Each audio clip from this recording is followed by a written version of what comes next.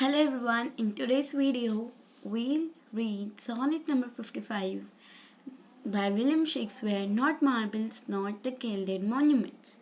The explanation will be in English, so without wasting any time, let's begin.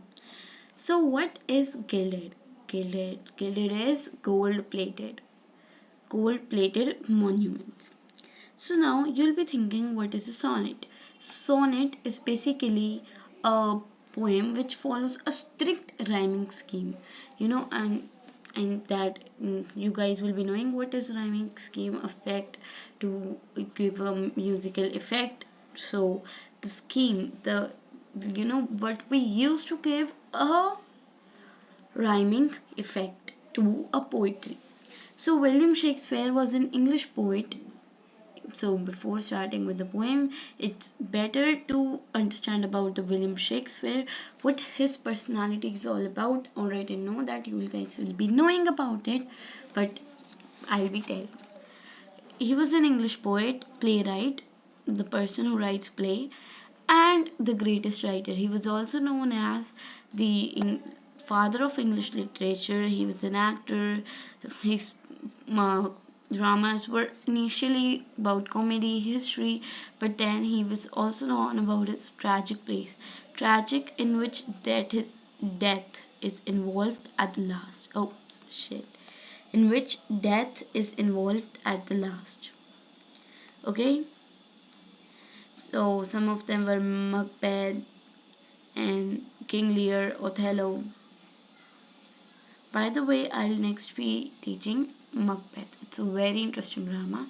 So what is a sonnet? It's a poetic form. It was originated from Italy, derived from Italian word sonetto, which means little poem. Little poem, a poem about 14 to 15 lines. This poem just contains, I guess, 3 quatrain and 1 couplet. I'll be telling what is a quatrain and couplet. By the 13th century, it was a poem of 14 lines that follows a strict rhyme scheme and a specific structure. A specific structure and a strict rhyme scheme. So, this poem is about a famous personality, about like soldiers and about his beloved and about any of his close friend. Not marbles nor the gilded mountains is the 55th sonnet. It is the 55th sonnet written by William Shakespeare. It tells about the limitations of the worldly glory and grandeur, impressiveness. So it tells us about the limitations of the world's glory, the glory about richness, showing off richness and impressiveness, materialistic things, all the great monuments, memorials, statues which were erected, means established by the princes, rulers, and the rich person to perpetuate to maintain their memory, are subject to decay. So the monuments, which are the gold-plated monuments, after some time they are subjected to decay. They will not last forever, as we know. So the monuments, if you start this sand castle which we make, it gives us the pleasure, but will it last forever? No. So they are very inevitable to decay, destruction, and deterioration. Failure. The ravages of time. What is ravages of time? Ravages of time are the consequences of time.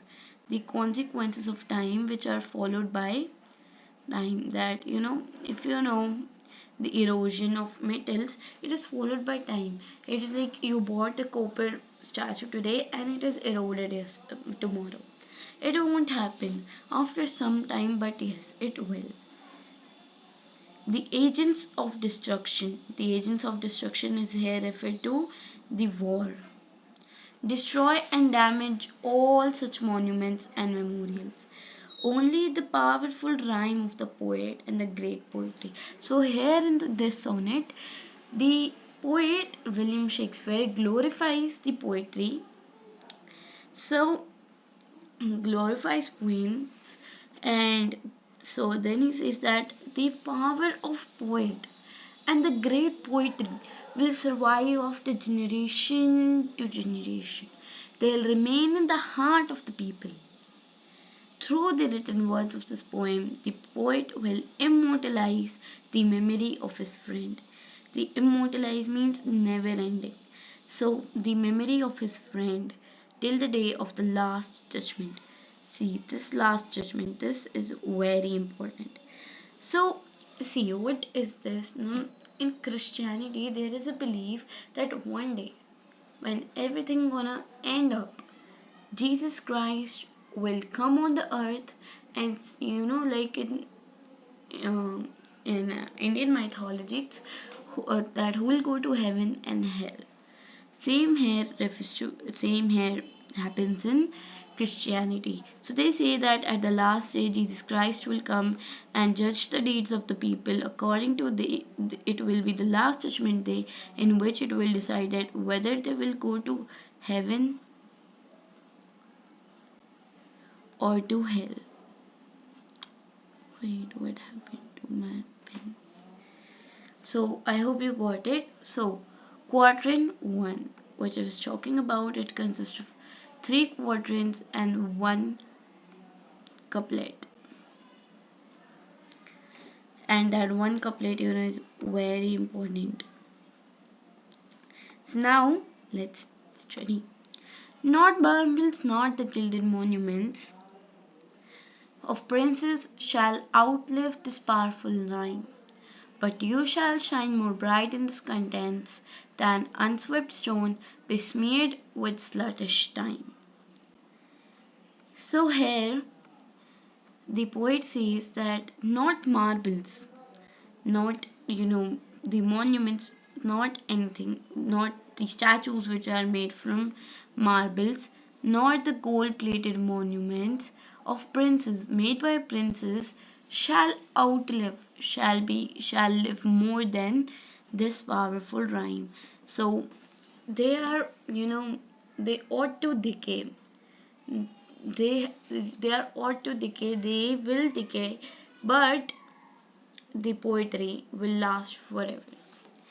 You shall shine more bright in this contents. In all these contents means the poem. The poem refers to all these contents. So, in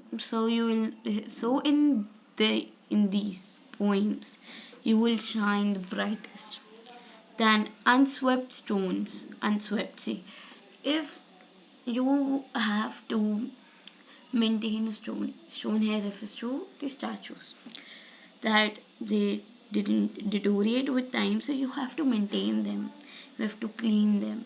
So here the uncleaned, the unswept stones are being talking about, which are besmeared. Besmeared means tarnished. Okay, tarnished with sluttish time.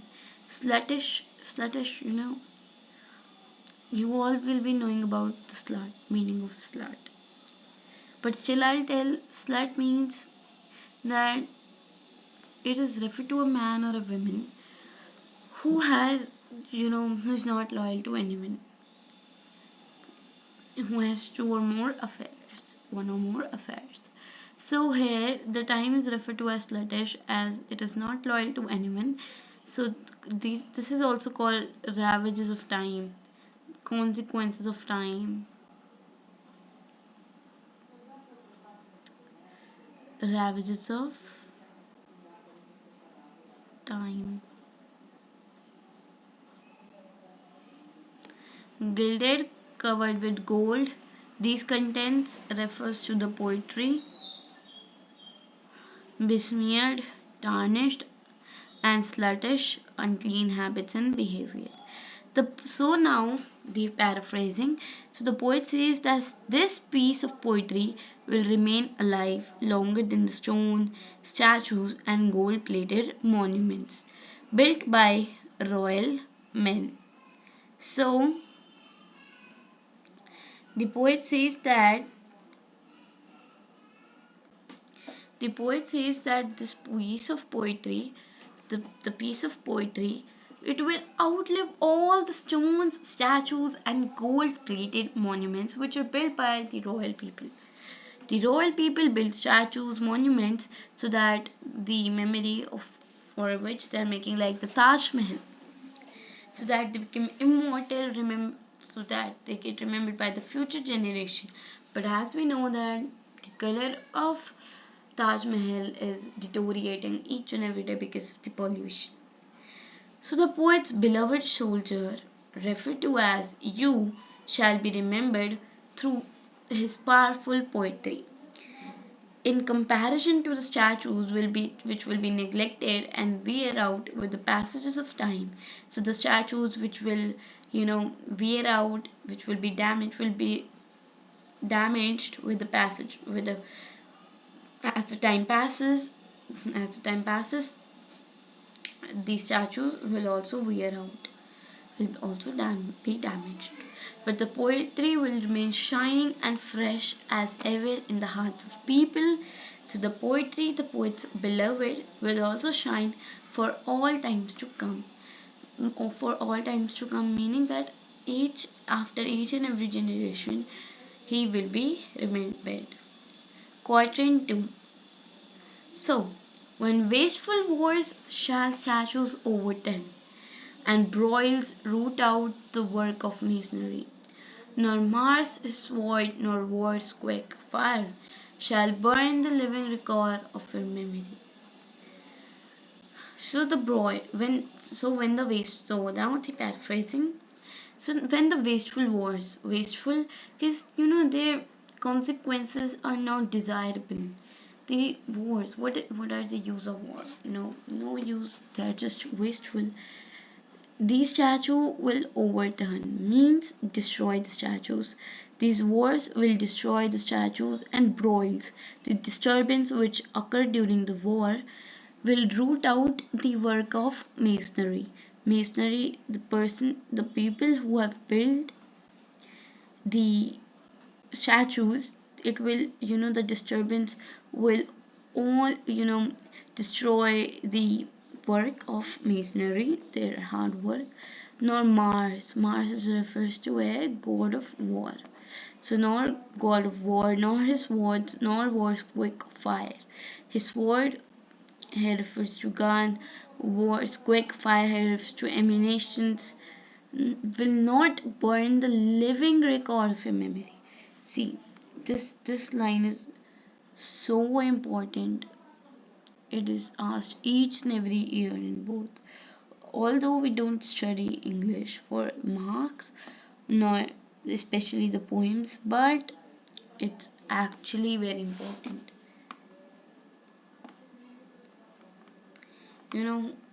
What do I mean by this? Oh god, this is so irritating.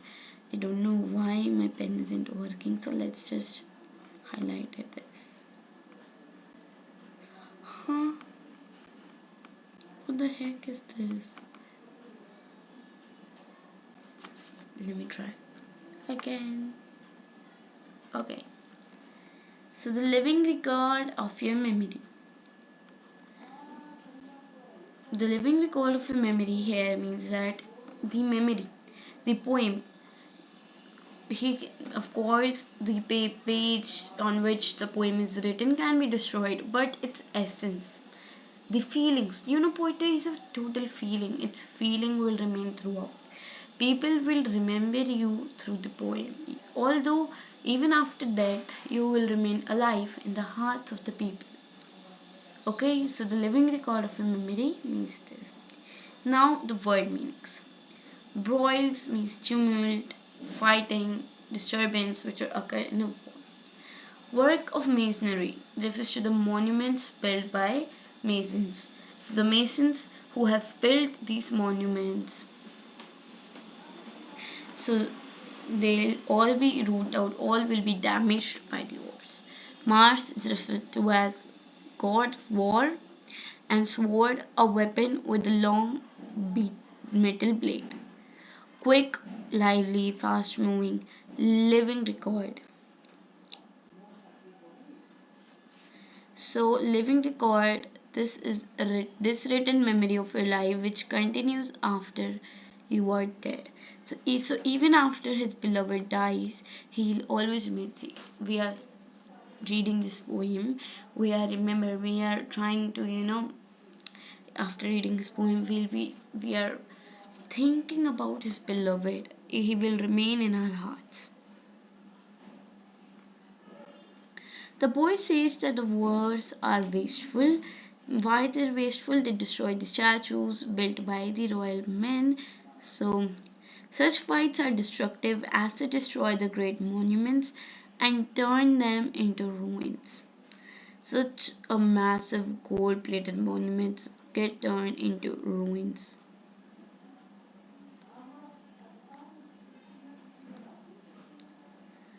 This poetry has been written in the memory of the brave man that cannot be destroyed by the greatest warrior Mars. So this poem is so powerful. The feelings are so. You can destroy statues, but how can you destroy the poem? It is in the heart of the people, right? It will survive through all the wars. Quatrain 3. Against death and all oblivious enmity shall you pace forth, your praise shall find room, even in the eyes of all posterity, that wear this world out to the ending doom. So, what does this quatrain says? Against death, all oblivious enmity. Enmity is basically oblivious is forgetful of anything, and enmity is basically war, seeks to destroy something. So against all these deaths, all these tragic things, you shall pace forth. You will be ahead. Your praise, whenever there will be all sorrow in all directions, your praise will always be there, even in the eyes of future generations. Because he's glorifying his beloved, that wear this world out to the ending doom. Doom is basically the doomsday. I'll not explain it in much detail because the couplet consists of this line only. This explanation of line is there. So now the paraphrasing, even after his death and in the face of all his enemies, the brave man shall remain alive through his poem. Even though the soldier dies, everyone will remember him through the poem. All the generation that will be born on this earth till the end of the world will read this poem and pray. So till the end of the world, till the last day, till the doomsday, everyone who is born on this earth will remember you, will read the poem and praise the poet's beloved. Now, the main thing, the couplet. So now, this couplet, is very interesting. It's my best para in the poem. So till the judgment that yourself rise, you live in this and dwell in lover's eye. Means that the poet, see, till the judgment that yourself arise, means the judgment that Christ will make on the last day, that whether you will be going to heaven or hell, you will live in this. You will live in lover's eyes. So the poet refers to the judgment day when the death will arise. When the death will arise out of their graves and Jesus Christ will descend on the earth to judge their acts, to judge everyone's acts, that whether they'll be going to hell or heaven. He says that till that day of judgment, when the beloved will arise of his grave, or out of his grave, he will remain alive through his poem. Even though he's dead, he when he'll come out, when he'll come out of his body, when he'll be dead, he will be remain alive through his poem. He will be remembered through his poem. Everyone who reads this poem will praise the brave man, and thus he shall live in the eyes of his beloved. He'll always be there in the beloved's eyes. So these are all the poetic devices which we'll be studying right now. Allusion, see, in which there was a line about Mars, so the god of war and judgment, it in the day of judgment. When wasteful wars, WW sound, but if it would be WH family, it would be when and wo. It would be a difference. Shall shine, see SH sound. If it will be SH and S, there will not be any alliteration. Personification, time has been called a slut, whereas slut is a human, and living record is also personification. Repetition, shall and nor repeated to create musical effect. Epithet, or it is also known as transferred epithet. It means that, see, it is like, for example, an adjective which is used to describe something which can't be really true. Okay, like echoing valleys. Valleys are not echoing, the sound is echoing. I guess it was in the last year a poem that leave it. It was about written by William Shakespeare only, I guess. So here the time is referred as sluttish. Sluttish time won't be sluttish, and besmeared describes statues. So besmeared is besmeared time in the if we go to the quatrain besmeared with sluttish time. So the statues are referred as besmeared, which is also personification. Sorry, epithet.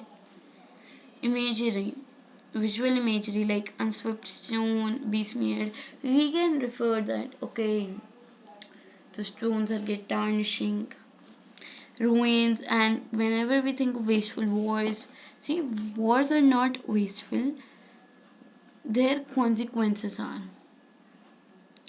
Work of masonry, they can describe us the destruction caused by the war.